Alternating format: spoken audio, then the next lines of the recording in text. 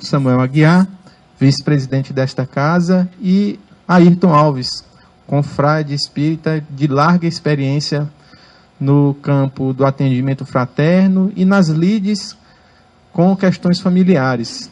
Então, nós estamos aqui diante de dois nomes gabaritados para dialogar sobre família, e além da gente que vai fazer a mediação desse diálogo, dessa conversa a respeito do tema.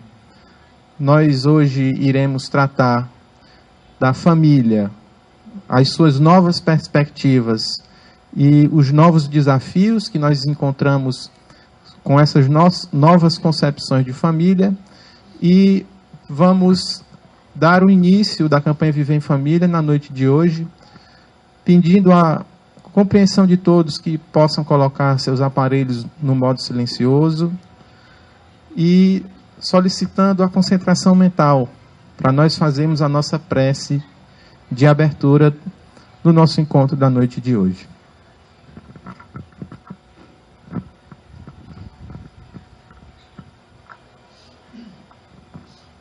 Pai de infinita bondade, amado Mestre Jesus, amigo incondicional de nossas vidas, espiritualidade amiga aqui presente, nós agradecemos pela oportunidade do trabalho redentor, a oportunidade de mais uma vez nos reunirmos para dialogar sobre questões fundamentais do nosso ser, questões que fazem com que nós possamos edificar em nós conceitos crísticos que nos ajudem a ser espíritos melhores, ser pessoas melhores, que nos ajudem a fazer mais o bem, fazer menos mal a nós mesmos e aos nossos semelhantes.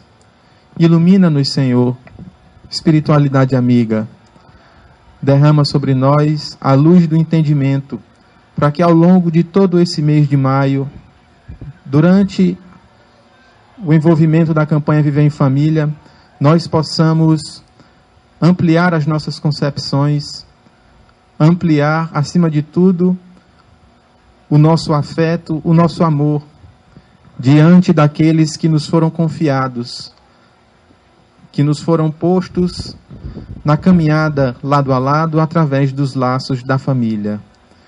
Senhor, faz de nós instrumentos de Tua paz, para que sejamos pais e possamos transformar o nosso mundo, a nossa cidade, a nossa casa, o nosso lar, a nossa família em paz. Nos abençoa nesta noite, Senhor, agora e sempre, que assim seja. Mais uma vez, boa noite. Nós, como já falamos, temos aqui a grande responsabilidade de iniciar a discussão e o debate a respeito da família. Todos nós aqui presentes estamos inseridos em uma família, sem exceções.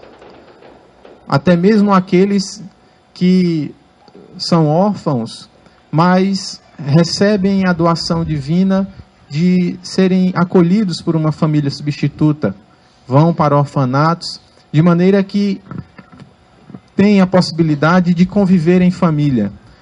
A família, como é muito dito, muito falado, é a base de uma sociedade, é a célula máter de todos os grupamentos humanos.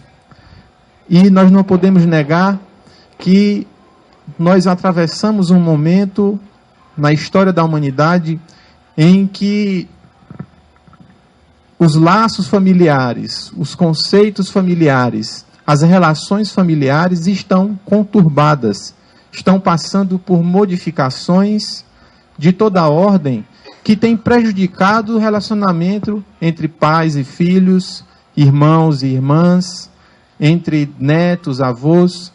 E para a gente buscar o equilíbrio da família, que é a primeira célula de uma sociedade, para que nós possamos alcançar, num segundo momento, uma sociedade mais equilibrada e mais justa, nós temos que olhar para dentro dos nossos lares. Nós temos que refletir sobre como estamos construindo, vivenciando as nossas relações familiares, como nós estamos no nosso trato cotidiano com o nosso pai, com o nosso irmão, com o nosso filho, como estamos desempenhando as nossas funções como entes participantes de uma família. Como está sendo o meu papel como pai, como está sendo o meu papel como filho, como esposo. São questões fundamentais e que estão sendo deixadas de lado pouco a pouco em razão de uma vida vivida com foco simplesmente nas questões materiais, na busca dos prazeres transitórios. E nós temos que fazer essas reflexões, e o movimento espírita, muito acertadamente, busca enaltecer a família e, de uma forma mais profunda, ajudar os próprios espíritas e as pessoas que buscam a casa espírita a reerguer, reestruturar as suas famílias. Todos nós temos as nossas dificuldades no âmbito do nosso lar. Não há nenhum aqui que não tenha nenhuma dificuldade, que no âmbito de sua família não tenha algum problema que precisa ser revisto, precisa ser refletido, precisa ser solucionado. A caminhada da construção de uma família é longa, árdua, e nós precisamos todos os dias ir costurando os laços de amor, de afetividade, para que nós possamos desenvolver o amor familiar que o Pai Celestial nos programou quando nos legou a oportunidade de voltar à carne e voltar à carne através e dentro do seio de uma família. Então, para darmos início às nossas considerações, os nossos diálogos, eu queria pedir ao nosso confrade Samuel Aguiar que nos fale, na visão espírita, como o Espiritismo, Kardec e os espíritos superiores entendem e concebem a família. Samuel Aguiar, por favor. Boa noite a todos. Eu quero fazer o que o Fábio nos ensinou hoje no seminário e refutar as palavras do Jefferson, apesar de amá-lo muito. Mas eu não sou gabaritado coisa nenhuma para estar aqui. É mais uma necessidade de tarefeiro do que gabarito. Porque sou um filho ainda muito ingrato. Acho que ainda não tomo conta direitinho da minha mãe. Sou um pai... ainda não me vejo como um bom exemplo de pai, não. Nem o pior, nem o melhor. E na condição de criatura humana ainda tão imperfeito, tão vaidoso, egoísta, orgulhoso, milindrado, que não me sinto em condições de aqui estar para defender uma ideia, sendo ao mesmo tempo um exemplo de quem vivencia na íntegra. Contudo, aprendi a ler. E ler eu sei, trouxe aqui quem tem gabarito. Emmanuel. E outros autores, o próprio Kardec, para nós refletirmos sobre suas palavras. Refutado, viu? Eu quero agradecer ao Jefferson pela criatividade de inovar nesta casa. Inovação é uma marca até dessa nossa casa, fazendo essa temática da campanha Viver em Família através de painéis. Nós teremos outros painéis com outros confrades, o que será certamente muito positivo. Mas ele nos pede que façamos aqui uma conceituação de família na visão espírita. Na visão espírita, família não tem nada a ver com o que se configura hoje na casa ou no lar que habitamos. Isto não é a nossa família. Porque o Espiritismo acredita que nós somos filhos de Deus, criados por Deus, todos.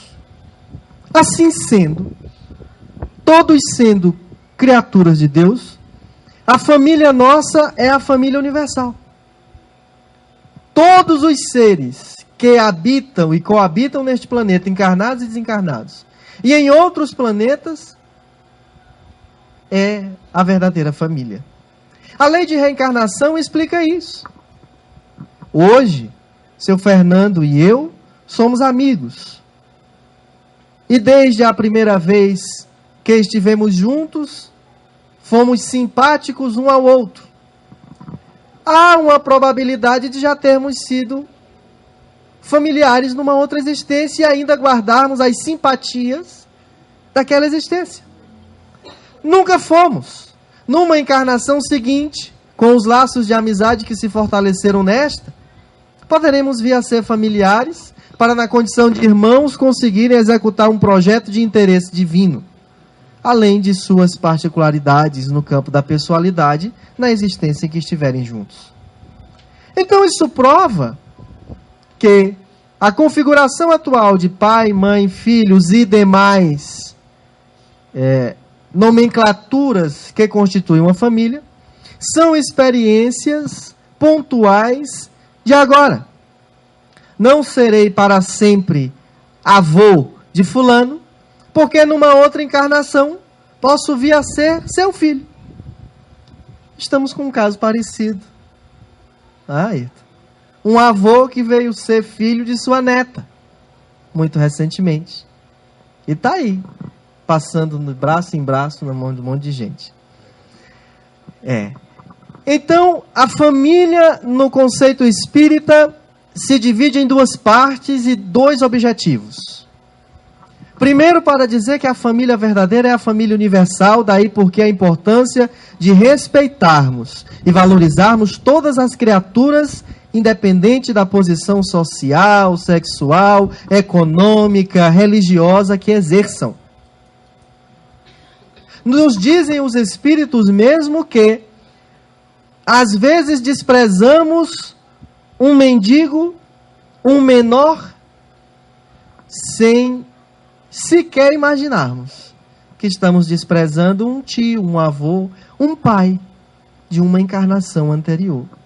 Que como cada um de nós tem o seu processo evolutivo individualizado, daí porque Pedro Neto e eu, que somos primos, e durante boa parte da nossa vida termos sido criados próximos, fazer com que o Pedro seja tão mais evoluído e eu tão mais atrasado. Porque o Pedro vem de concepções e de vivências transatas já mais bem aproveitadas que eu, que ainda sou ou estou numa condição de delinquente, que não valoriza as coisas verdadeiras que nos são colocadas às mãos, à frente, renegando muitas vezes dons divinos, levando-os tão somente ao campo do materialismo, quando poderia ser aproveitado das duas formas, no campo também espiritual. Isto posto, nos faz crer que aquele que nessa encarnação vê na situação de mendigo, ali está naquela situação porque na encarnação passada ou em uma outra encarnação, ele não teve o devido aproveitamento dos recursos entesourados materiais que lhe foram confiados para saber trabalhar. Porque normalmente a gente quer ser parente de encarnação passada das pessoas de destaque. Divaldo e eu fomos primos na encarnação passada. Mas ninguém quer ter sido pai de um político corrupto que está aí na mídia, de um mendigo, de um ladrão. É igual a alguns médiuns que só recebem príncipes, altos, pessoas de muita intelectualidade, de muita inteligência, porque acham que a sua mediunidade está voltada apenas para aqueles espíritos nobres e que numa verdadeira contraposição ainda vem aqui à mesa mediúnica exaltar títulos que ficaram aqui, que não o acompanharam certamente a pátria espiritual. A segunda parte da conceituação de família que a doutrina espírita coloca é esta agremiação de lar a que estamos vinculados na existência atual, ou seja, em que existência for, e que não é menos importante, mas que tem uma conotação de laboratório de almas. Ela foi meticulosamente pensada pela espiritualidade superior para que nós, individualmente, fôssemos colocados naquele meio.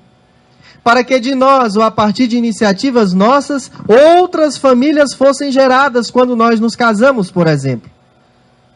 E que nesses casamentos vêm filhos do outro, vêm os familiares daquele outro, e que vão se entrelaçando. O Ian ontem me perguntava se o Gabriel, seu filho, é primo dele. Eu disse, por quê?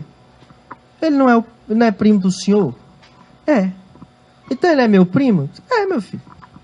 Seu primo também. Ah, ficou mais satisfeito. Né? A preocupação naquele instante da criança em uma filosofia nossa materialista, de que com a consanguinidade nós valorizamos mais. Não é seu parente, não. Ah, bom, mas eu gostaria tanto de dizer que fulano é meu parente. Há outros parentes que a gente diz, eu gostaria tanto de dizer que fulano não é meu parente. Porque nós lançamos visão egoística. Limitada, porque lançamos visão apenas de agora.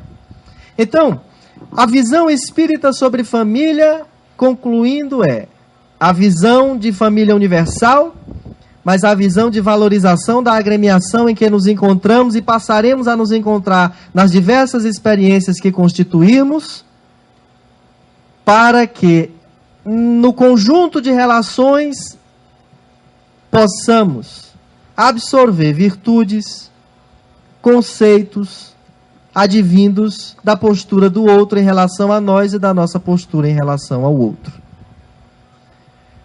O que tem de diferencial na doutrina espírita quando ela conceitua família? É que ela faz, com essa visão, faz com que nós valorizemos, respeitemos e tenhamos uma relação de cordialidade, humildade e decência para com o próximo. Por entender que ele é tão nosso parente quanto aquele que reside conosco. Inclusive, os desencarnados também. Me ocorreu agora aqui, provavelmente por alguma inspiração, que às vezes nós estamos tratando de espíritos que estão obsidiando uma pessoa que chegou aqui na casa, na mesa mediúnica, e aquele espírito obsessor talvez tenha sido um familiar nosso. Que é apegado ao materialismo, que é desesperado nas suas dificuldades, desvirtuou-se ainda mais depois de desencarnado e atrelou-se à equipe dos que trabalham na obsessão, na perturbação. Porque às vezes a gente vem para a mesa mediúnica e acha que aquele espírito vem lá de não sei onde. Daí esse maior carinho, cuidado, respeito e amparo com a entidade comunicante. Eu estou dizendo isso não para nós passarmos a tratar as pessoas bem por uma visão egoística de que pode ter sido meu parente. A gente não tem que tratar bem só porque foi nosso parente, ou porque poderá vir a ser. Tratar bem porque a lei que nos rege é uma lei de amor. Essa lei de amor, para as instâncias de agora, está traduzida para nós em amar a Deus sobre todas as coisas e ao próximo como a si mesmo. Samuel tocou num ponto importante, de que a família carnal é um laboratório de almas. E apresentou a visão espírita de família. Mas nós temos que lembrar, todos nós sabemos, a visão tradicional de família, aquela baseada nos laços da consanguinidade. aquela configuração tradicional, o pai, a mãe e os filhos. Aquele tradicional desenho que a gente faz na escola quando está nas idades iniciais. Mas, há mais ou menos de uns 50, 60 anos para cá, essa configuração tradicional, baseada nos laços de família, ela vem passando por algumas transformações. Ela vem sofrendo algumas alterações significativas e que nós podemos até mesmo entendê-las como uma aproximação da noção de família consanguínea numa transição que a humanidade está passando para chegar a esse conceito espírita de família universal, com a chamada revolução do sexo, em que a figura feminina ganhou espaço no mercado de trabalho, passou a contribuir com o sustento do lar, trouxe importantes alterações, ressignificações dentro do seio de família, do seio da família, que começou a surgir em famílias configuradas de formas diferentes. Não era mais aquela figura do chefe de família, o homem, que era o responsável pela manutenção do lar. Era ele que trabalhava, era ele que colocava o alimento à mesa e cabia à esposa a tarefa de educar dos filhos e cuidar do lar. A mulher passou a visitar e a trabalhar, passou a ser ativo no mercado de trabalho. E algumas famílias passaram a ver na figura feminina, na figura da mulher, a chefe de família. Era ela quem sustentava o lar, era ela quem colocava o sustento material. E muitos homens passaram a fazer a outra tarefa, de educação dos filhos e de cuidados do lar. Essa foi a primeira modificação que a família sofreu. E isso, principalmente na vida dos casais, pelo machismo que ainda é muito marcante, presente na sociedade brasileira, trouxe muitos conflitos. Muitos homens se sentiam humilhados, se sentiam rebaixados por ter que estar em casa, por não estar exercendo aquela função que tradicionalmente foi dada ao homem, do sustento. E aí eu queria pedir ao Ayrton Alves para nos falar um pouquinho sobre essa problemática, dessa primeira modificação do espaço que a mulher conquistou no mercado de trabalho e dentro do lar, e essa modificação no paradigma que houve dentro do seio da família. Obrigado, Jefferson. Boa noite a todos os nossos irmãos que aqui vieram ouvir sobre família. Encarnados e desencarnados. Estão acompanhados de muitos espíritos também que necessitam desses conceitos. A família se modifica. Se modifica caminhando na direção de um mundo diferente. Diferente e vai modificando conceitos. Conceitos que já não se coadunam mais com o momento que a gente vive. A família era algo extremamente fechado. O homem, provedor da família, a mulher, a reprodutora e educadora. Ao longo de milênios, assim foi.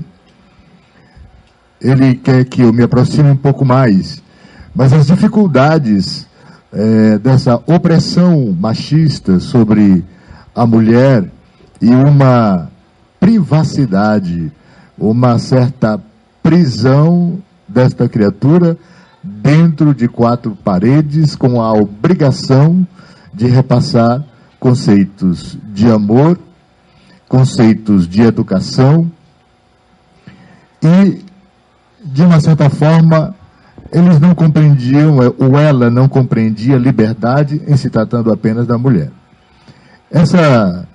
Essas questões primitivas, elas estão sendo refutadas hoje de forma veemente devido a um certo crescimento, né, moral da sociedade, uma certa modificação nos conceitos de educação, né, de educação ao longo dos tempos. Se bem que esse conceito de educação, ele é permanente desde que a gente existe aqui, para chegar até os tempos de hoje, pensando em modernizar a família, em observar os sofrimentos da família ao longo dos tempos. Muitos foram aqueles que penosamente puderam se expressar para a defesa da mulher. A própria mulher foi objeto de inúmeras agressões, prisões dentro do seu próprio lar, prisioneira do machismo doentio. E eu quero já colocar aqui uma questão muito importante, que era também um motivo de muita solidão. Em alguns tempos transatos, a mulher, além de cuidar dos filhos, cuidar da sua prole, da educação dos seus filhos, ela ficava anos a fio, 5, 10, 15, 20 anos, do controle da família, às vezes abastada, cuidando dos afazeres da casa, da educação dos filhos e da condução de todos os criados, de todos os bens, porque alguns dos seus maridos estavam ligados à manutenção da ordem dentro de casa, dentro do país, dentro do regime que obedeciam na época, não é? Porque eles eram principalmente os grandes comandantes de guerras, de conquistas, os entreveros entre as nações que foram muito constantes. Isso vem se diferenciando dos tempos atuais para esses tempos mais antigos, com a busca constante de observando os próprios defeitos dentro de casa, dentro da consciência humana, né? Pensadores, filósofos, mas pessoas comuns também, que se jogaram na luta para que, em defesa da mulher, ou para defender-se de preconceitos tão doentios e tão perversos, tornaram-se criaturas, ícones, não é? Modelares nessa reorganização desses conceitos anteriores. Então, a educação que nos trouxe até os tempos de hoje, para poder a gente citar um ponto importante nessa modernização da família. O que é moderno? O que é antigo? O que é perfeito? O que é imperfeito? Eu também fui buscar, Jefferson, para verificar o lar, a família, um conceito muito comum de responsabilidade da mulher, que era a educação dos seus filhos. Mas mesmo a mulher educando os seus filhos, era também uma educação machista, não é?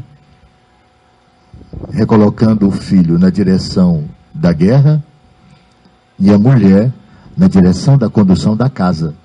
A responsabilidade do casamento, a responsabilidade dela aprender essas prendas domésticas para ser uma boa esposa, uma boa reprodutora. Isso chegou agora que esses últimos 100 anos, o século passado, está cheio dessas informações. A mulher começa a se libertar quando começa a pensar, quando começa a adquirir um pouco mais de educação, porque ela não tinha. Ela não tinha essa abertura de ir para a escola, de aprender a ler, de aprender a escrever. E é grande o número de pensadoras, de lutadoras, de criaturas que modificaram e foram além do seu tempo, né, trabalhando essa vertente de luta. Eu gostaria de observar, numa definição muito perversa, que não temos como compreender ainda como nos dias de hoje a família se enfraquece tanto depois de tantas lutas encetadas na construção desse ambiente familiar. No advento da doutrina espírita, no advento da abertura para conhecer que o homem não é apenas o que nós estamos vendo, o corpo físico, mas que tem um espírito, uma vivência anterior, que tem a oportunidade de observar de vários ângulos, oportunidades outras de se melhorar. E aqui o Samuel coloca muito bem essa questão de que a gente, hoje em dia, pode observar quanta dor e quanta mágoa ainda existe naqueles que já se foram, e quanta displicência e desamor existe naqueles que aqui continuam. E como modificar um ambiente tão hostil ainda contra a criatura humana, partindo do egoísmo arraigado, contido em cada um de nós, contido na represália e ainda na dificuldade de compreender que são criaturas momentaneamente diferentes, ou homem ou mulher. É ainda incompreensível como a gente pode assistir nos dias de hoje, dentro de casa, a distância entre a responsabilidade com o caráter, com a organização de um homem diferente e melhor. Como a gente, enquanto homem e o provedor, ainda alimentamos, de tempos tão próximos de nós, aquela sistemática: eu mando, você obedece, faz isso com o filho, faz isso com a mulher, faz isso com aqueles que habitam o seu lar. E isso ainda hoje reside dentro de cada um de nós. Por isso a gente está assistindo ainda uma dificuldade muito grande de compreender que falta nesse entrosamento da família algo muito especial, colocado pelo Cristo há mais de 2000 anos, que era esse sentimento de irmãos, de consanguinidade, de respeito, de educação, de crescimento moral. E ainda hoje a gente ouviu tanto sobre essas questões familiares, sobre os nossos equívocos, sobre os equívocos da nossa condição de pai e de mãe na educação dos seus filhos. Em vez de ser aquela opressora do tempo passado, aquela que fez um crescimento moral e intelectual muito grande, e que agora essa elipse volta-se novamente na direção muito frágil do quase nada, do grande poder que exerce sobre o pai e a mãe, a vontade do filho, já em tenra idade. O filho que gostaria de ser ou ter posse das tradições paternas, maternas, da riqueza, hoje são postergadas quase isso. Eu não me interesso por isso. Por isso, às vezes, quando eu tenho em mãos, eu destruo e vou embora. Embora na direção dos momentos mais difíceis da criatura humana. Pela inconsequência, pela falta de amor, de responsabilidade, de maturidade, de respeito. Nem a palavra pai, nem a palavra mãe, na maioria das vezes, são respeitadas em alguns momentos da sociedade. É preciso que a gente conceitue aqui que a educação continua cada vez mais num descalabro de descida. Observamos que está tão difícil compreender o que a humanidade quer, o que nós queremos, o que a família hoje quer, que informações bestiais chegam ao nosso conhecimento, de que a fragilidade da educação, né, tão arraigada, tão preciosa, quando o homem colocava dentro da sua casa, pela posse, pelo poder, professores de filosofia, disso, daquilo, de línguas, e os filhos eram tratados dessa forma, 2, 3 filhos, mas tinham 10, 15 professores para instruí-los. Educação para serem rigorosos da construção do mundo, da vida deles lá, mas de um mundo melhor. Então esse rigor na educação, na cultura, hoje está chegando a momentos sofríveis. Há poucos dias ouvimos, eu e o Samuel, uma informação, uma pergunta: por que existe evasão escolar tão alta? De 30, 40 estudantes, tem 5, 6 na sala de aula? Porque eles não querem estudar. E aí a gente volta àquela dificuldade de compreender. E por que não? Porque eles acham que não precisam mais disso. Não tem nenhum sentido para eles. A tecnologia, o desinteresse, a falta de comunicação, a falta de conversa, a falta de construção da família sobre os objetivos principais. Educar não quer dizer apenas instruir a criatura. Instruir das letras, do conhecimento, daquilo que está dentro das academias, das universidades. Instruir, educar é diferente. Educar é colocar conceitos que dão à criatura a responsabilidade consigo, com o próximo mais próximo, seus pais, com a sociedade que um dia estará sob a sua égide, sob o poder do conhecimento, do seu sentido de amor, de prosperidade. A sociedade se esquiva. A própria mulher, quando vai para o trabalho, conquistado as duras penas, ela deixa, de uma certa forma, uma lacuna muito especial. Tem umas que levam para o trabalho, quando vão para o trabalho, levam os filhos, quando saem do trabalho, trazem os filhos para casa da escola. E todas fazem. Essas dificuldades aqui pontuadas dão-nos o conceito de que tão rígido no passado, tão difícil em alguns momentos nessa idade, nesse tempo mais próximo de nós, mas está ficando cada vez mais difícil compreender como a obsessão de poder, a obsessão de materialismo, de ter, do materialismo para ter condição superior a todas as criaturas, coloca a criatura humana, coloca os nossos filhos, coloca a criança, o jovem, dentro de uma situação de desprezo total. Está matriculado, eu pago a escola, ele vai, pouco me interessa. Até porque eu sou um pai democrata. Eu sei que ele vai se dar bem. De qualquer forma, se ele não se formar, eu sou rico mesmo, ele está garantido para o resto da vida.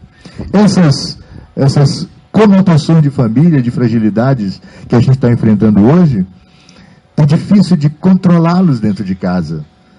Porque querem ter prazeres mundanos, como o Samuel também falou aqui, mundanos, prazeres extremamente sutis, efêmeros, pequenininhos, tão passageiros, gozos.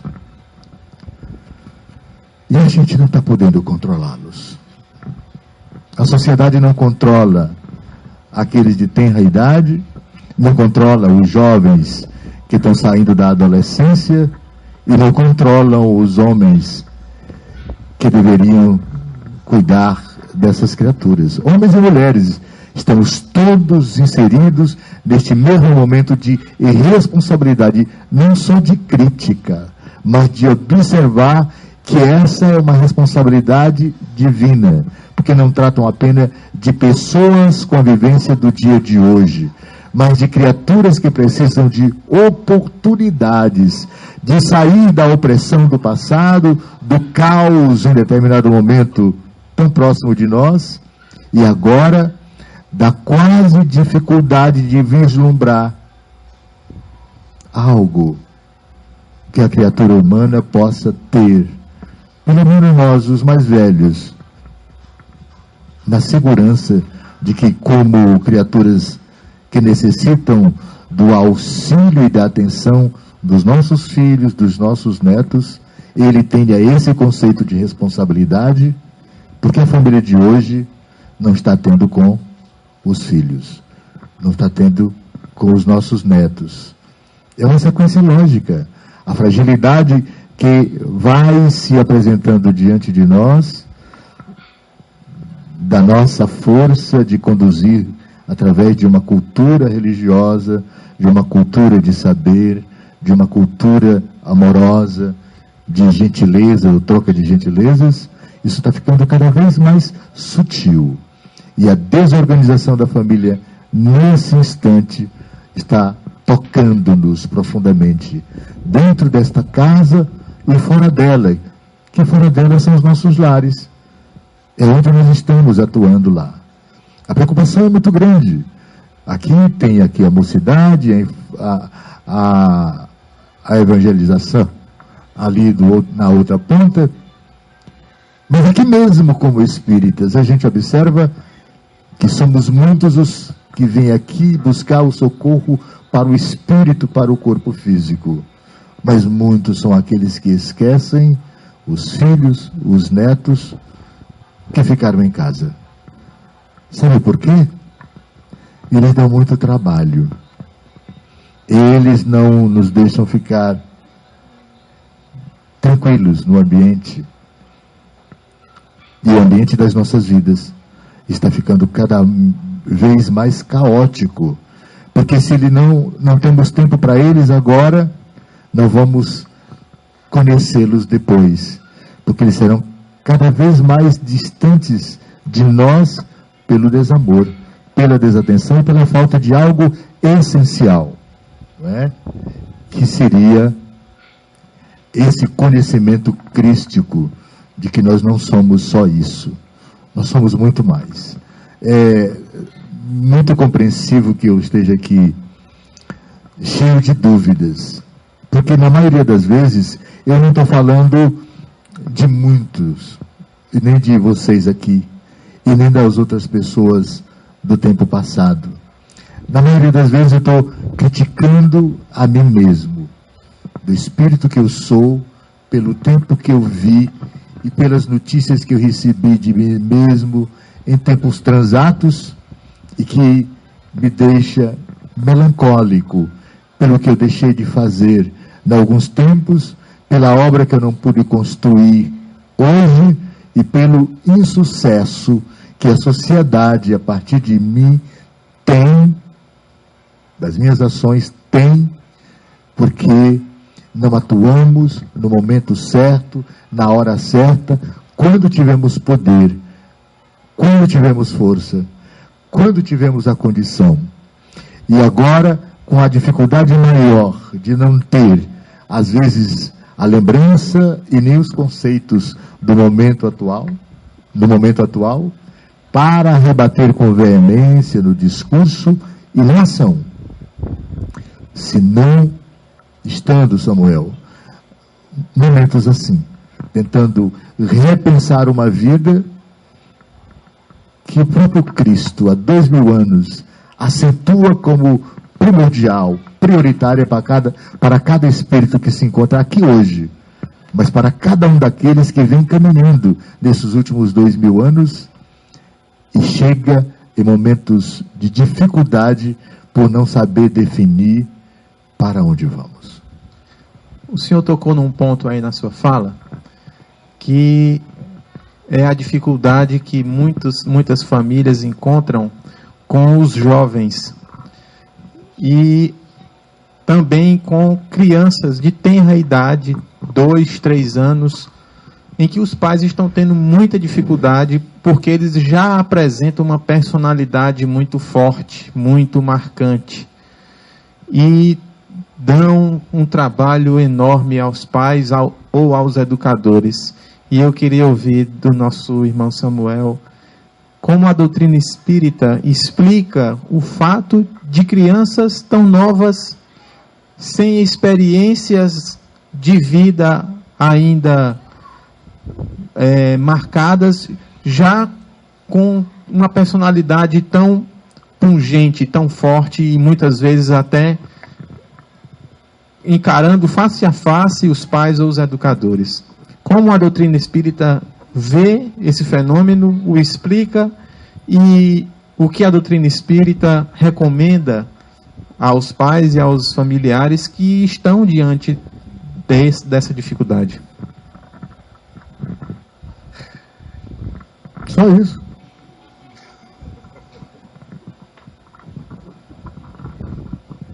Veja bem, né, seu Fernando? Já dizia o Zé Hamilton. Veja bem. A lei de reencarnação é quem vem nos explicar. Nós não estamos aqui pela primeira vez. Estamos reencarnados. E nesse instante em que nos encontramos agora, é um instante de transição. Ayrton e eu estávamos essa semana na Federação Espírita Piauiense, e o nosso presidente, Lucimar, nos relatava a comunicação, Neuma, de um espírito, um guia, numa reunião mediúnica num sábado passado, atrasado, no Centro Espírita Paulo de Tarso, em Teresina. E que ele dizia assim: olha, espíritos estão sendo trazidos das regiões abissais do orbe para serem trabalhadas no instante de agora, como sua última oportunidade de arrepender-se e poder reencarnar ainda neste planeta. A depender dessa experiência que cada um vai ter, se não apresentarem qualquer conotação de desejo em melhorar-se, já serão automaticamente desviados para o planeta que já se encontra próximo ao nosso, responsável por receber as entidades que não conseguirão alcançar o progresso moral necessário para estar num mundo regenerado.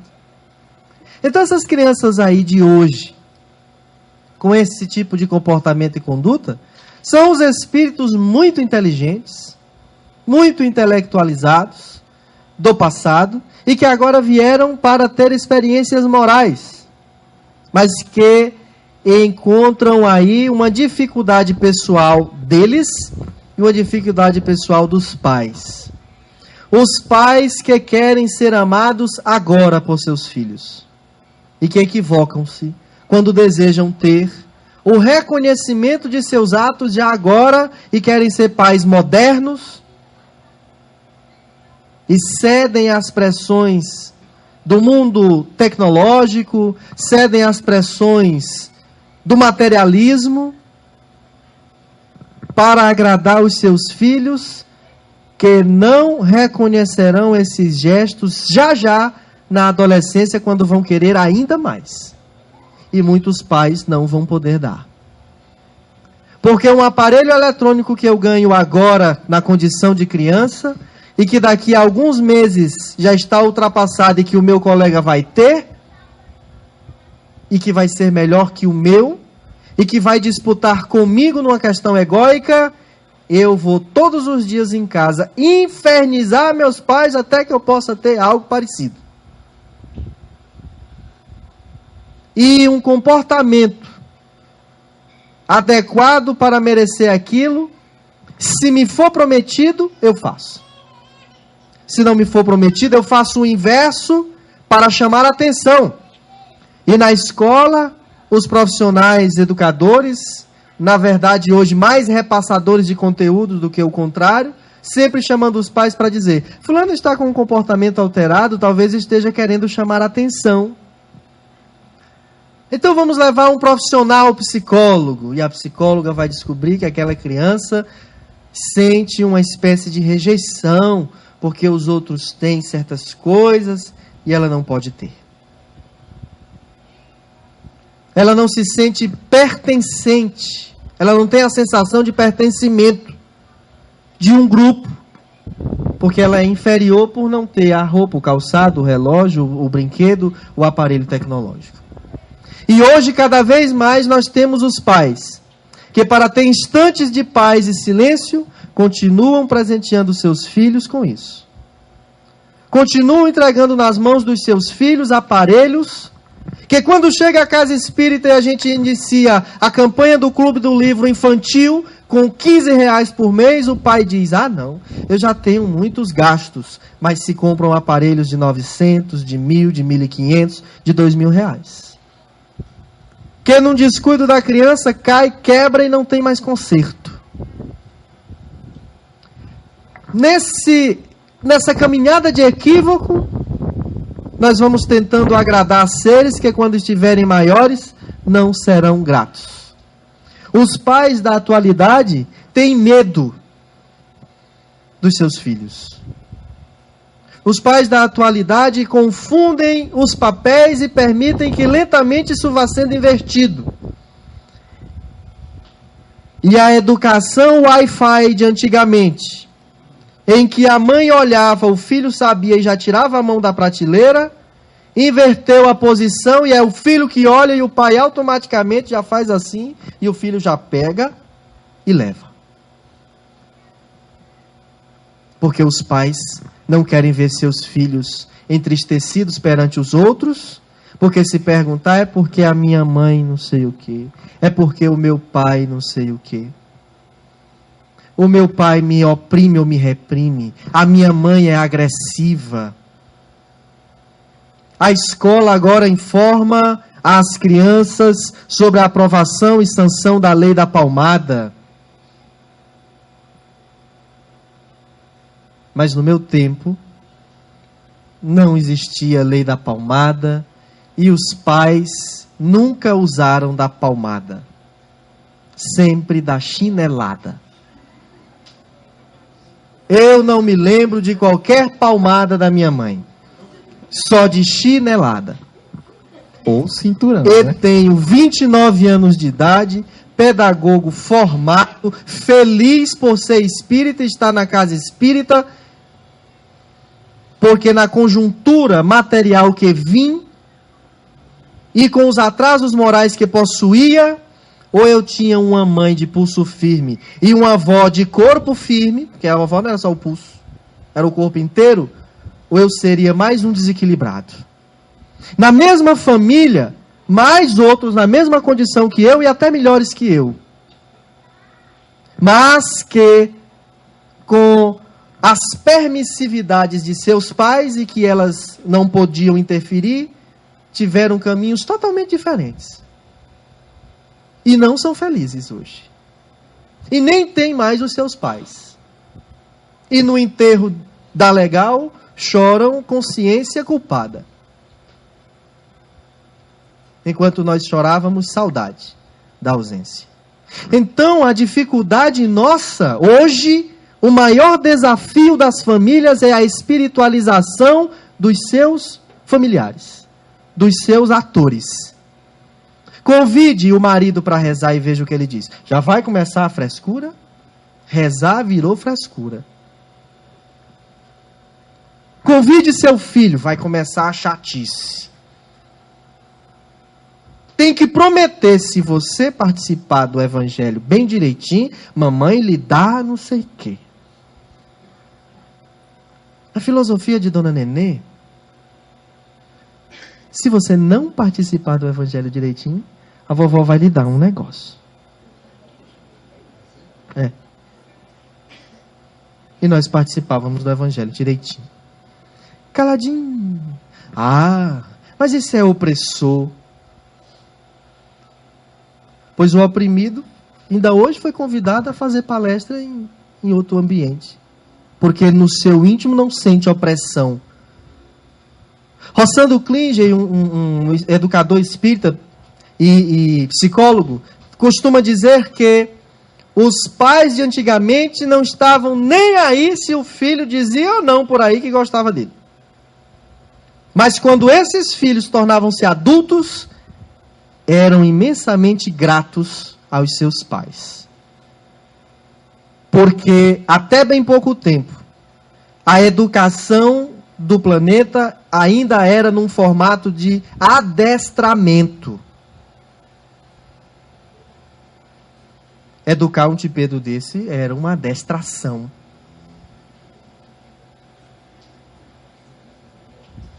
A mamãe, o tia Cis, né? O Ayrton. Hoje, era para ser adestração mais. Perdemos até a da adestração. Chegar a visitar a sala. Quem ia lá? Hoje a mãe está segurando na mão da filha, contando uma história, e a filha dizendo, mentira! Foi assim, assim, assim, assado. Olha, essa menina é tão inteligente. E fuxiqueira. O menino que você já vai. Eu não já disse que já vou? E fala mais alto. Naquela época, na minha que tenho só 29 anos, os pais também eram dentistas. E nessas ocasiões abstraíam dentes muito facilmente. E não quero e jamais defender em hipótese alguma a violência como instrumento de educação. Mas dizer que há espíritos encarnados, mesmo agora, essas crianças inteligentes, que em 2 dias desbulham um celular que você em 1 ano ainda não tinha aprendido a fazer, são piores que nós, moralmente falando. Elas podem ser muito inteligentes, mas são exatamente essas inteligências que estão desenvolvendo drogas, que estão desenvolvendo armas. Porque foi dado a elas todo o prazer da tecnologia, todo o prazer da viagem, do passeio, da roupa cara, da marca. Hoje crianças sabem nome de marcas que eu, nesta idade, não sei. Nunca soube. Porque elas veem na TV, mas mais do que isso. Porque pedem e seus pais atendem. A grife que eu conheci em toda a minha infância era By Dolores. By Dolores. By Neném Cunha. E não andava nu. Certamente devia não gostar de uma ou outra roupa. Mas ainda hoje eu respondi ao palestrante ilustre que estava conosco, e a neta que estava conversando com a gente, que ele disse assim, é porque você não tinha escolha. Eu digo, pobre não tem escolha, meu filho. Pobre tinha permissão. É diferente. Pelo menos os pobres da minha casa e da minha época. Permissão. De hoje poder comer mais um pedaço. Porque não vai vir visita, ou o primo fulano, ou a tia cicrana para comer. Então, a espiritualização é o desafio principal. Porque o materialismo está cada vez mais exacerbado, as crianças estão transpirando o materialismo, o mundo está transpirando o materialismo, e os pais cada dia mais cedem, sem paralelo a isso, porque você não pode pegar o seu filho e transformar numa pessoa fora do tempo, que não tem acesso às tecnologias, não tem oportunidade, até porque você não sabe que missão ele não pode ter vindo desenvolver exatamente com a tecnologia. Essa tecnologia que a gente assistiu no filme Nosso Lar e ficamos tão felizes, sabe lá se não são esses os que vieram desenvolver? Mas a experiência de intelectualização deles, eles já vivenciaram várias vezes. Essa é a da questão moral, porque nós estamos numa fase transitória e a leitura que precisamos fazer é essa. Atitudes mínimas, simples, de expressões verbais, do sim senhor, do sim senhora, do obrigado, do por favor, do bença pai, bença mãe, estão em extinção. A prece. Porque a mãe abre a porta e diz, reze, viu? Mas reza o quê? O menino diz, tá bom. E tu dorme, lá reza. Você ensinou ele a rezar? Desde pequenininho eu dizia, Santo Anjo do Senhor, meu zeloso guardador, ou prece antipática. Que o menino não aguenta rezar mais, porque só é aquela. Ou até o anjo da guarda diz, vai-te pra lá com essa tua reza. Faça outra. Então pegue a sua criança e diga, meu Senhor, que nessa encarnação eu não perca de vista o meu real objetivo, que é ser um homem de bem. Essa prece não está muito erudita, não? Tá não. Faça assim.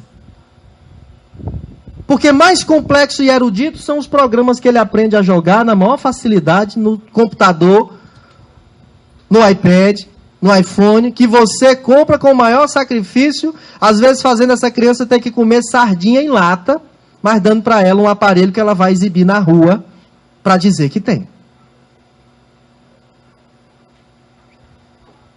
O mais agravante disso tudo não é a sociedade fazer esses gestos, são os espíritas cometerem esses atos.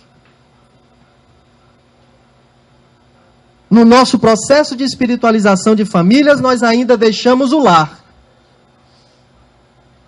com o objetivo falso de garantir melhores condições de vida, quando na condição de espíritas deveríamos saber que não é a vida carnal que nos dá melhores condições de ser digno ou indigno de possuir isto ou aquilo, porque não são os bens materiais que nos levam à pátria espiritual.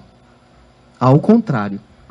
O excesso de bens materiais e apego a eles é que nos tiram da pátria espiritual e nos fazem ficar aqui, obsidiando os nossos próprios familiares, dizendo para eles que eles estão dividindo errado o que nós deixamos. E tendo que vir para a casa espírita, porque nessas horas a casa espírita se acha até dentro de um buraco. Ouvi dizer que o Senhor resolve. De fato, o Senhor deve resolver. Mas também deve haver um processo educativo pelo qual isso possa ser resolvido. E quando nós recebemos os casos de obsessão e vamos esmiuçando qual é o problema daquelas criaturas no campo familiar, vamos encontrando o tamanho do desequilíbrio. Porque uma mãe é capaz de sacrificar-se a percorrer 3 quilômetros a pé e levar o seu filho 4 noites seguidas a uma atividade carnavalesca. Mas não caminha nem 1/3 dessa distância para ir à casa espírita. Porque andar a pé nos dias de hoje virou indignidade. Porque usar transporte coletivo, mesmo esse deficitário da nossa cidade, virou indigno. Hoje nós só somos dignos se nós tivermos, pelo menos, uma POP 100. E nós temos os pais dando POP 100 para quem não tem habilitação, nem idade de fazer habilitação. E está indignado com a corrupção na política, infringindo também uma lei. Esse desafio nosso de espiritualizar as pessoas, não é de espiritualizar as crianças. Porque os espíritos superiores nos dizem, pais, eduquem-se para educar a seus filhos. Educar-se no campo da espiritualidade. Olha, está aí decretado, meus amigos. Está aí decretado. O tempo de transição está decretado. Ele já está finalizando. Todas as famílias, todos os lares serão assambarcados pela temática espiritualidade. Não só por fenômenos mediúnicos, mas por doenças e problemas que medicamento, médico, tratamento, os mais modernos não conseguem resolver. Porque são questões da alma que precisam ser trabalhadas. E quando vemos desde muito cedo uma criança exacerbar egoísmo, vaidade, cinismo, planejar atos que coloquem adultos uns contra os outros. É para nós termos muito cuidado de não permitir que uma vez mais aquela criatura se perca nos seus projetos e nos projetos que a espiritualidade lhe confiou. O que fazer diante dessas criaturas? Orar diante delas, com elas, para elas, por elas. Por que que hoje tantos pais idosos não estão sendo cuidados por seus filhos? E são, por causa do dinheiro que eles dão para fulano de tal, a enfermeira, a não sei quem, tomar conta.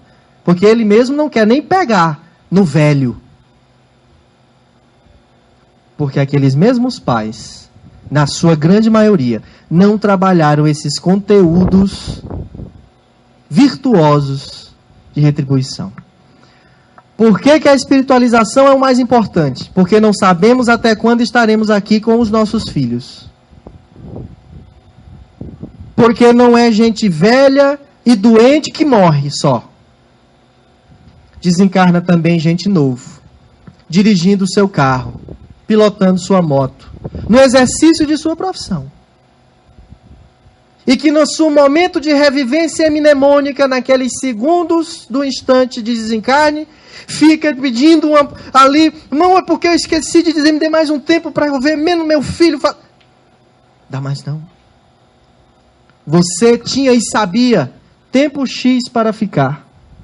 Podia até não lembrar, mas sabia no seu íntimo. E não cuidou. Por que que hoje a separação conjugal? Por que que hoje o abandono de filhos nascidos e o aborto?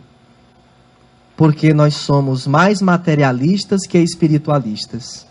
Porque nós cremos mais no aqui e agora e nos achamos mais merecedores de não ter aquela cruz para carregar, porque eu não sei por que que a gente acha que não merece carregar aquela cruz.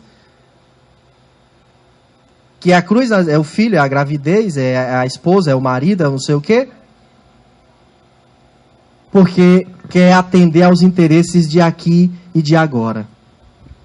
Espíritas, espiritualizados, com essas questões, tratam a longo prazo diferentemente.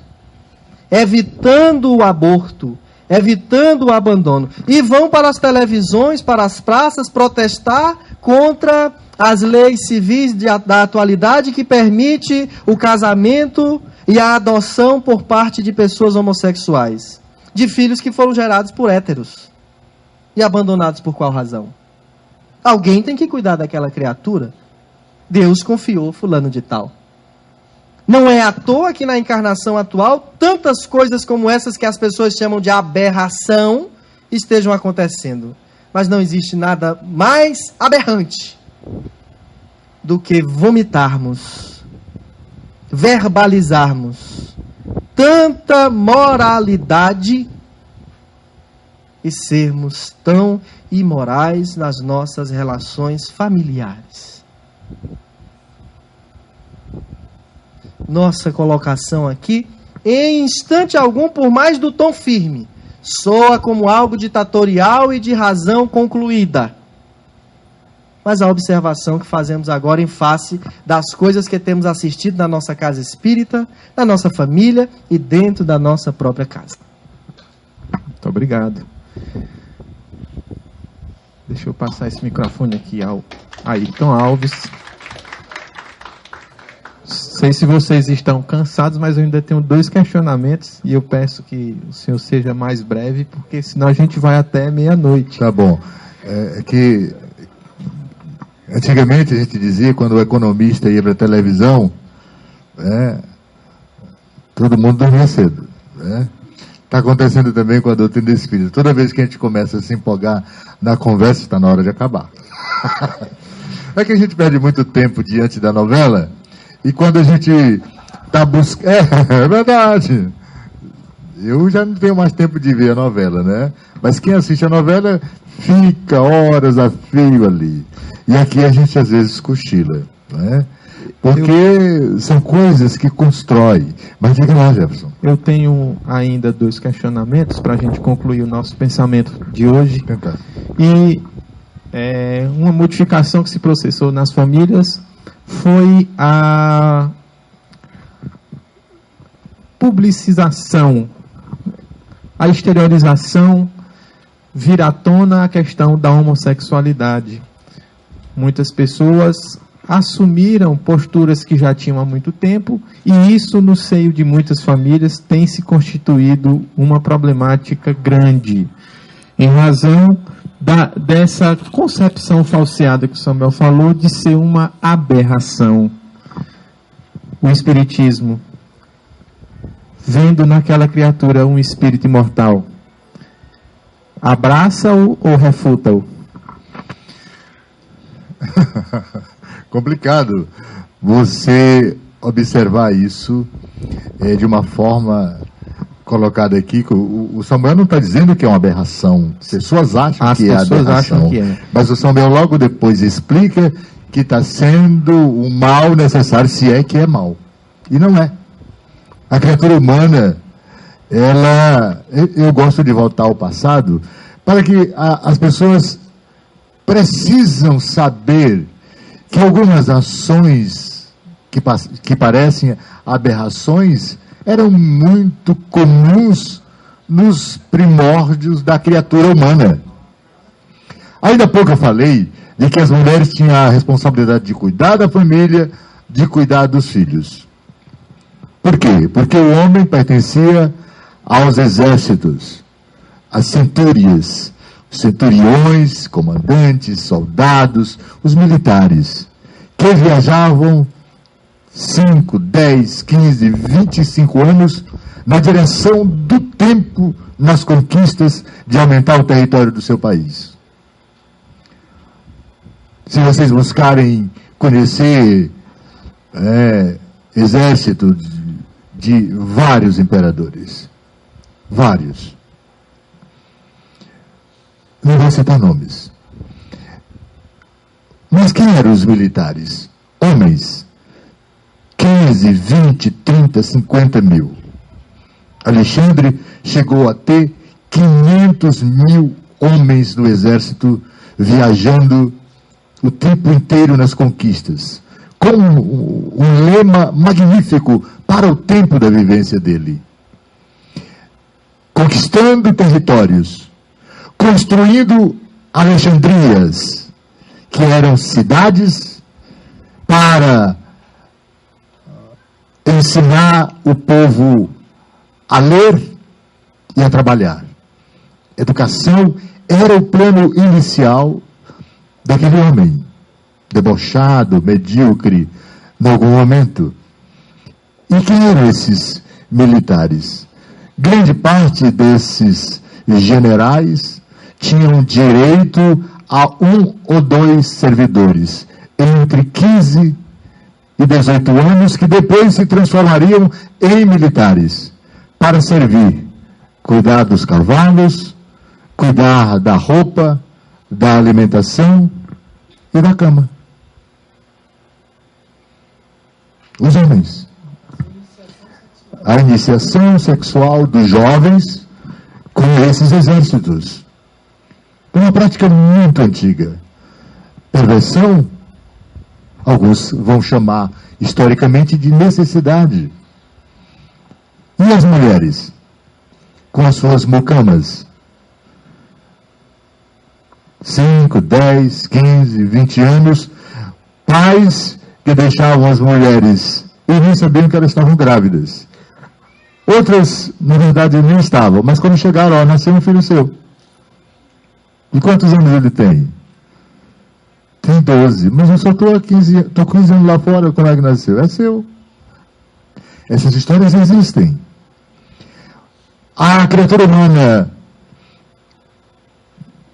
com essas práticas do passado, ainda renascem hoje. Pelo fato de ter, às vezes, Jefferson, nascido, reencarnado, 1, 2, 3 vezes na posição de mulher. Mas tem que passar por outras experiências como homem. 1, 2, 3 vezes como homem. Tem que nascer agora para também parir 5, 10, 15 filhos, né? E essas oportunidades, às vezes, repetidas vezes, deixam um certo conceito no espírito de corpos que ainda mesmo masculino podem ser mulher e vice-versa, mulheres com corpos femininos, mas com uma psique masculina. Hoje se estuda isso, se busca compreender essas questões. E isso ficou, de uma certa forma, privativo da consciência da criatura, escondida no tempo.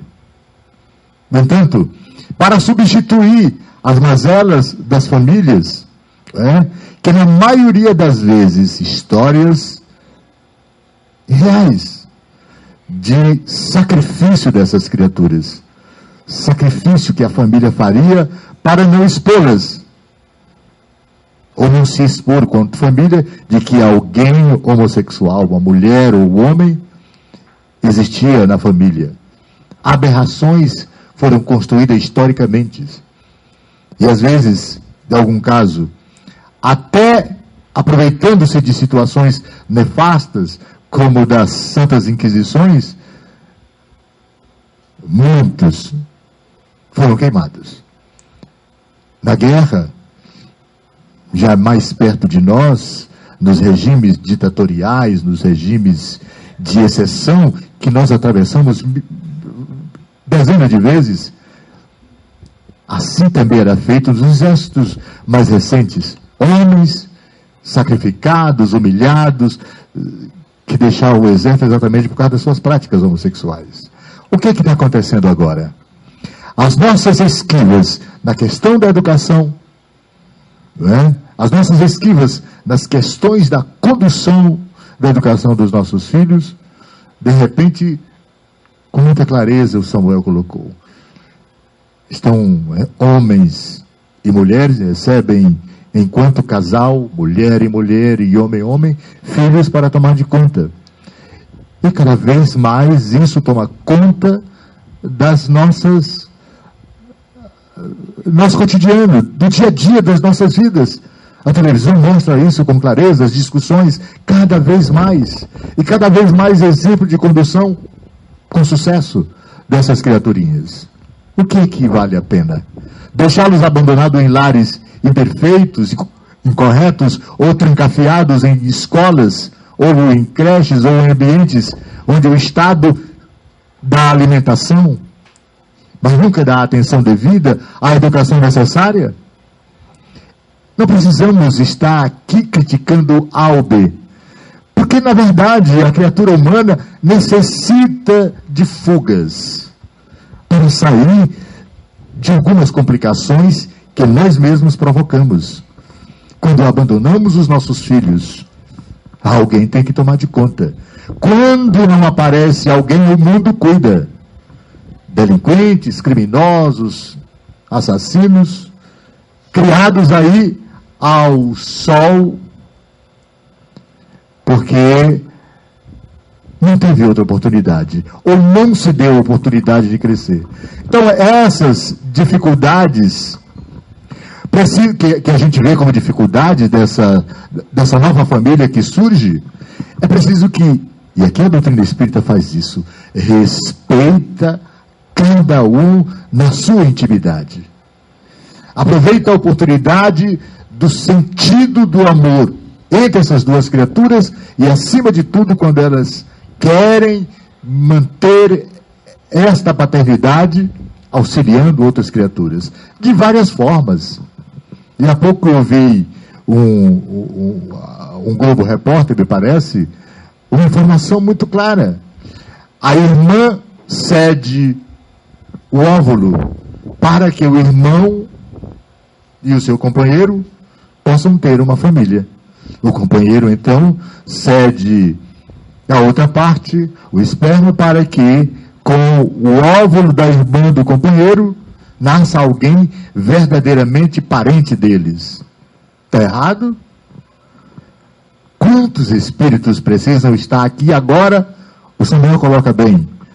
Para aproveitar a oportunidade última, nesses momentos, de serem melhores, de se aperfeiçoarem nesta nova fase que nós estamos entrando. Então é preciso que a gente seja extremamente amoroso, respeitoso, para que as nossas críticas, as nossas aversões, as nossas antipatias não venha depois ser necessário fazer autocrítica, não aqui agora. Não é fazer autocrítica aqui agora. É ser repreendido como um espírito que não pôde observar aquilo que a espiritualidade superior está permitindo. Porque não tem um dia só, que o pai deixe de trabalhar, que o filho continue atendendo, lavando os nossos pés, para que sejamos criaturas melhores, respeitosas o suficiente para admitir que nada se move no tempo sem a permissão divina. Se as famílias se modernizam nessa direção, há uma permissão superior. Cabe-nos educar, a cada um de nós, nos educar nessa direção e deixar de estar com as fobias, todas elas. Não é contra os homossexuais, contra todas as minorias, porque elas são doenças curáveis. Comecem por Jesus.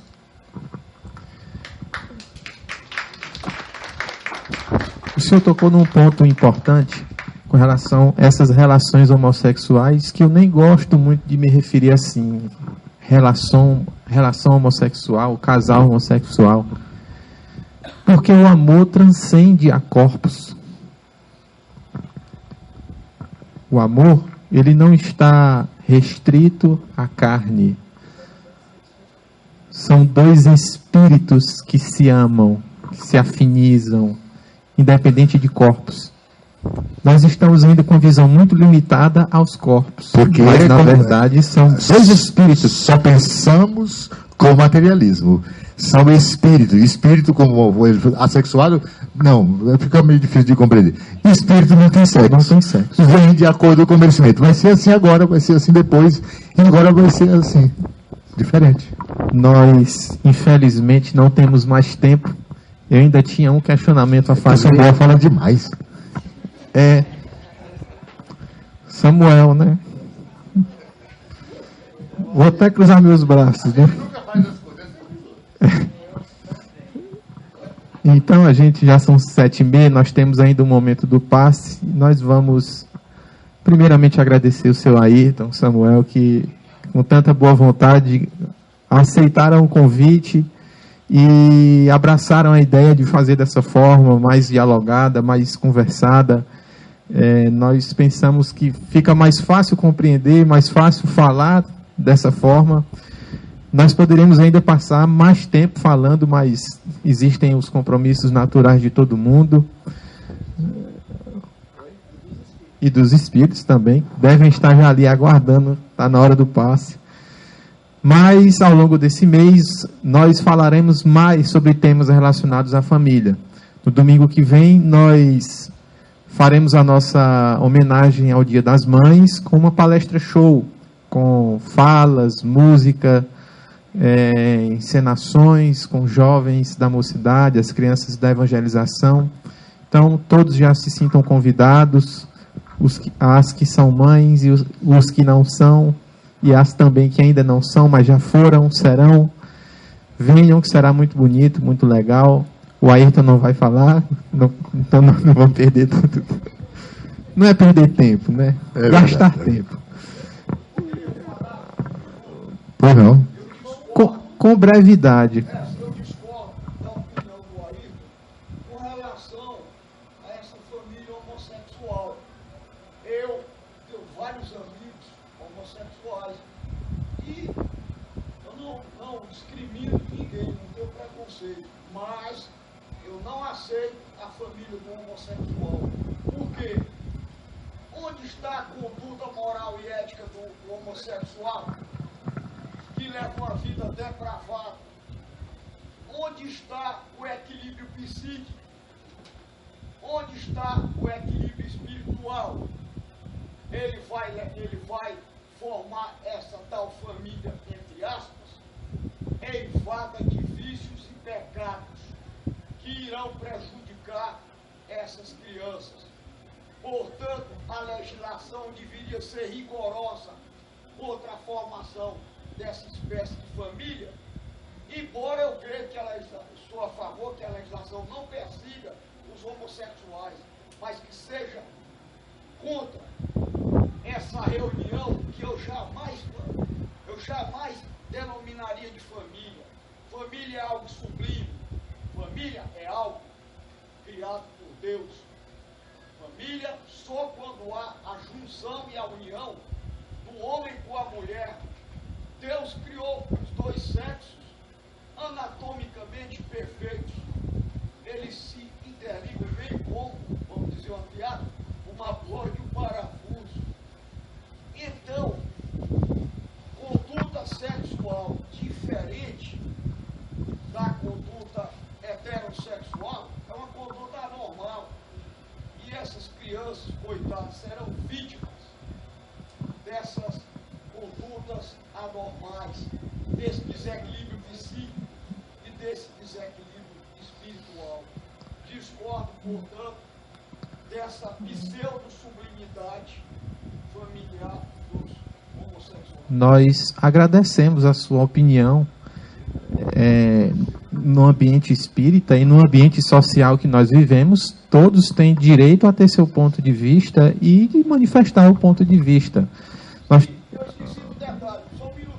E tem a terapia para os homossexuais. Aqui é um hospital, uma escola, que pode muito bem consertar os homossexuais através da doutrina de Jesus e das terapias espíritas.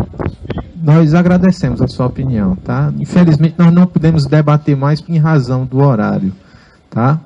Você quer fazer alguma coisa? Eu quero só fazer um adendo. O seu Jorge tem muita razão quando ele diz que não aceita, porque é a opinião dele e não a de Deus e dos espíritos responsáveis pelo orbe. Tá bom? Só para que fique claro que ele tem todo o direito de achar. E, de fato, Deus criou o sexo masculino e o sexo feminino para que, a partir daquilo ali, naquela junção, nascesse. Quanto à questão de quem vai educar e como vai ser, os tempos vão se modificando mediante certas necessidades que não passam pelo crivo do Senhor nem o meu. Mas da espiritualidade é bom que nós façamos aí uma manutenção de vibração para que as coisas aconteçam. Porque para que algo mais debochado que um pai que estupra a sua filha e convive com a sua esposa? Para que algo mais imoral do que um homem que sai de sua casa às 10 da noite, deixando um filho doente e uma esposa zelando por ele e vai para o cabaré? É muito mais imoral do que outras questões, não é? Então, esse nível de moralidade, ele está num patamar e o nível de imoralidade está no outro. No nível de moralidade encontram-se todos nós que exercemos moralidade. E no nível de imoralidade andamos todos nós que agimos com imoralidade. Eu agradeço a todos a paciência e vou pedir que nós nos recolhamos em nosso íntimo para nós fazermos a nossa prece de encerramento do momento da exposição doutrinária. Pai Celestial, que preside a todos os acontecimentos de nossas vidas, aqui na terra e nos planos espirituais. Amado Mestre Jesus, que nos legou o código moral,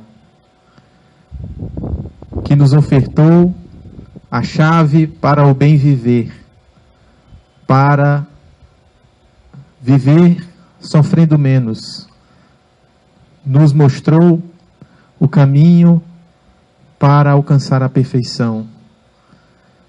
Ilumina-nos, assim como os nossos familiares, que por motivos outros não puderam participar deste nosso encontro, não puderam ouvir esclarecimentos oportunos. Dai-nos condição, Senhor, de podermos ser mais respeitosos, amorosos, pacientes, benevolentes para com o nosso próximo, mais próximo, o nosso familiar, retirando de nós tudo aquilo que dificulta as nossas relações familiares de forma harmônica. Ilumina e fortalece cada ser, encarnado e desencarnado, que trabalha pela edificação de uma família melhor. Ilumina a nossa família universal, para que todos juntos possamos evoluir. Abençoa-nos e nos protege agora e sempre. Que assim seja. Nós pedimos a permissão e damos por encerrado o nosso momento de exposição doutrinária da noite de hoje. Nós convidamos os nossos irmãos, trabalhadores passistas, que se dirijam à cabine de passe, para que nós possamos iniciar o atendimento através de fluidos salutares. Pedindo aos nossos amigos, como de costume, que permaneçam sentados, pensamentos elevados, pensando em seus familiares, coisas boas, para tornar-se receptível ao benefício do passe que será ministrado na cabine de passe, que é nesta sala aqui, à minha esquerda, à direita dos senhores. Entrarão de 4 em 4 pessoas, ao sinal do trabalhador que estiver aqui à porta. Muito boa noite a todos. Aguardamos a todos nas atividades do Caridade e Fé, em especial no domingo que vem, na homenagem às mães.